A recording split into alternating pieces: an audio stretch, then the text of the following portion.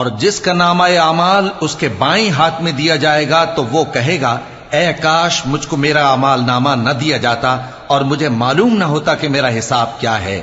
اے کاش موت میرا کام تمام کر چکی ہوتی، آج میرا مال میرے کچھ بھی کام نہ آیا، مجھ سے میرا اقتدار جاتا رہا۔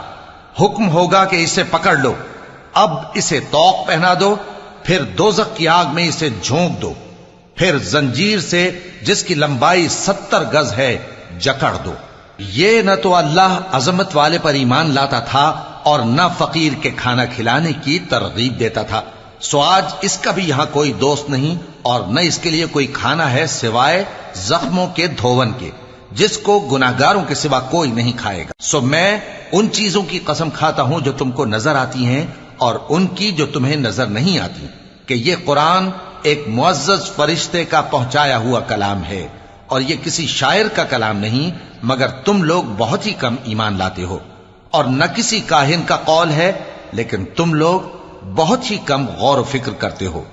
یہ رب العالمین کا اتارا ہوا ہے، اور اگر یہ پیغمبر ہماری نسبت کوئی بات جھوٹ بنا لاتے تو ہم ان کا داہنا ہاتھ پکڑ لیتے،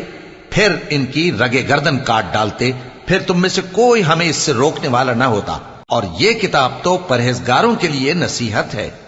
اور ہم جانتے ہیں کہ تم میں سے بعض اس کو جھٹلانے والے ہیں۔ نیز یہ کافروں کے لیے موجب حسرت ہے، اور کچھ شک نہیں کہ یہ یقین کرنے کے لائق ہے، سو تم اپنے پروردگار عظیم کے نام کی تسبیح کرتے رہو۔